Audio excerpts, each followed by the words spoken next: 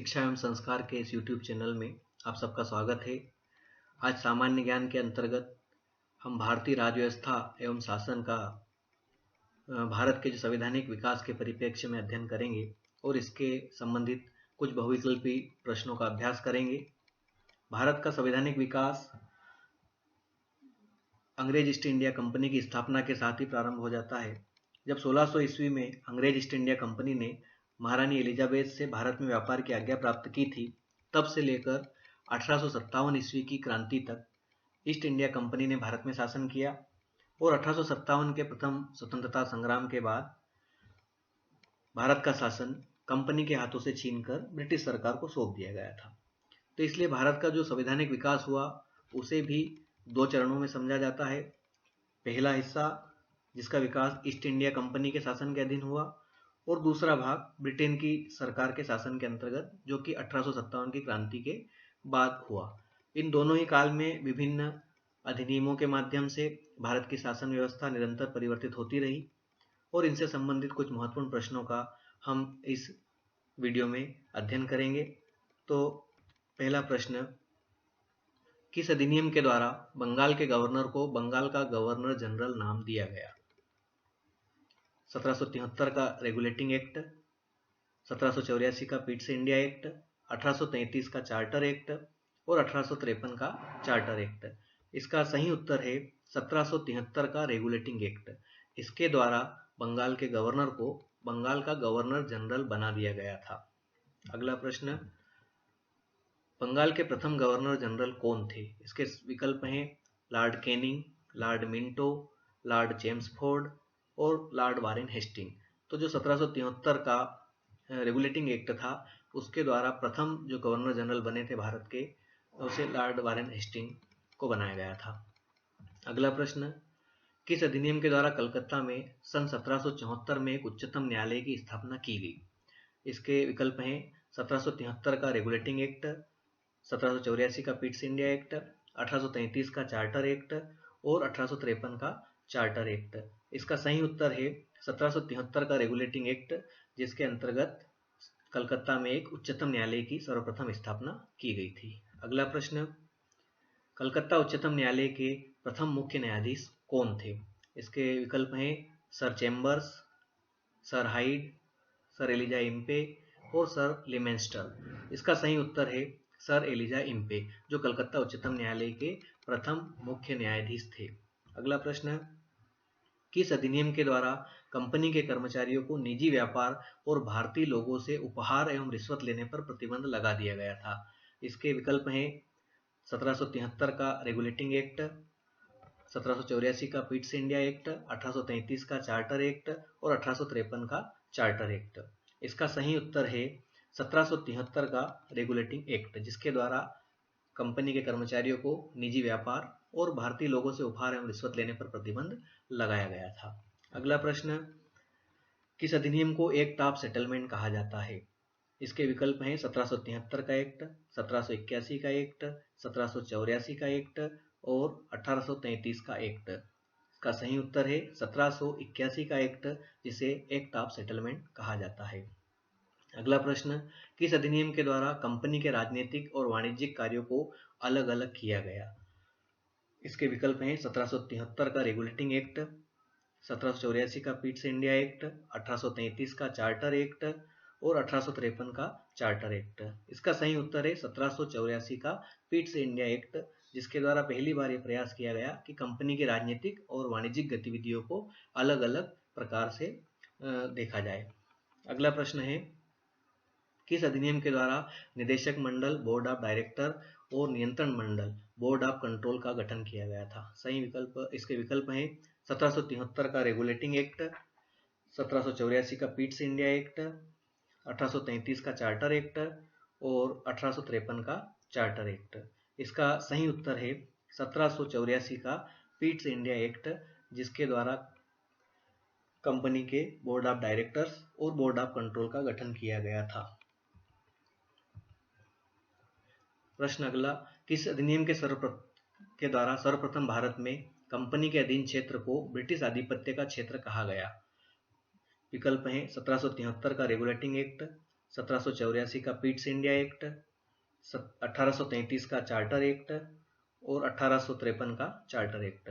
इसका सही उत्तर है 1784 का पिट्स इंडिया एक्ट, जिसमें सर्वप्रथम भारत को ब्रिटिश आधिपत्य का क्षेत्र कहा गया था। अगला प्रश्न, किस अधिनियम के द्वारा दोहरे प्रशासन की व्यवस्था की शुरुआत मानी जाती है?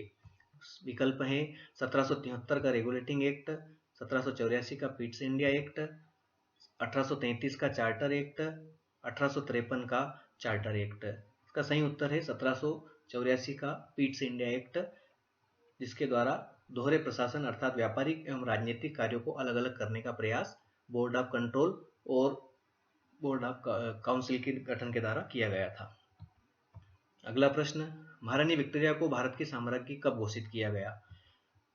विकल्प हैं 1858, 1876, 1909 और 1919।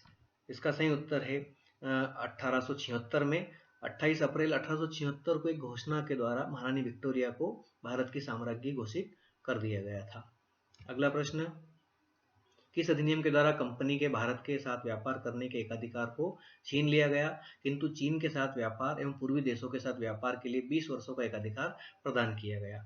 इसके लिए विकल्प हैं 1773 का रेगुलेटिंग एक्ट, 1784 का पिट्स इंडिया एक्ट, 1813 का चार्टर एक्ट और 1833 का चार्टर एक्ट। इसका सही उत्तर है 1813 का चार्टर एक्ट। 1813 के चार्टर एक्ट में कंपनी के अधिकांश व्यापारिक एकाधिकार को समाप्त कर दिया गया था, किंतु चीन तथा कुछ पूर्वी देशों के साथ व्यापार के लिए 20 वर्षों का एकाधिकार उसका बरकरार रहा था, जो बाद में 1833 के एक्ट के द्वारा समाप्त किया गया था पूर्ण रूप से। अगला प्रश्न, किस अधिनियम के द्वारा बंगाल के गवर्नर जनरल को भारत का गवर्नर जनरल कहा गया? इसका विकल्प है 1813 का चार्टर अधिनियम, 1833 का चार्टर अधिनियम, 1858 का भारत शासन अधिनियम और 1861 का भारत परिषद अधिनियम। इसका सही उत्तर है 1833 का चार्टर अधिनियम, जिसके द्वारा सर्वप्रथम बंगाल के गवर्नर जनरल को भारत का गवर्नर जनरल बना दिया गया था। अगला प्रश्न, किस अधिनियम के द्वारा कंपनी को व्यापारिक अधिकार को पूर्णतः समाप्त कर दिया गया था? विकल्प हैं 1813 का चार्टर अधिनियम, 1833 का चार्टर अधिनियम, 1858 का भारत शासन अधिनियम और 1861 का भारत परिषद अधिनियम। इसका सही उत्तर है 1833 का चार्टर अधिनियम, जिसके द्वारा कंपनी के व्यापारिक एकाधिकार को पूर्णतः समाप्त कर दिया गया था। 1813 में भी एकाधिकार समाप्त किया गया था, परंतु चीन और कुछ दक्षिण पूर्वी देशों के साथ व्यापार के अधिकार को बरकरार रखा गया था, जो 1833 में पूर्ण रूप से समाप्त कर दिया गया था।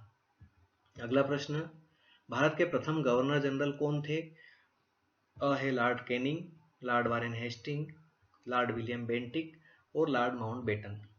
तो इसका सही उत्तर है लॉर्ड विलियम बेंटिक, जो 1833 के चार्टर एक्ट द्वारा बंगाल के गवर्नर जनरल को भारत का गवर्नर जनरल बनाया गया, और ये प्रथम गवर्नर जनरल जो भारत के गवर्नर जनरल कहलाए वो थे लॉर्ड विलियम बेंटिक।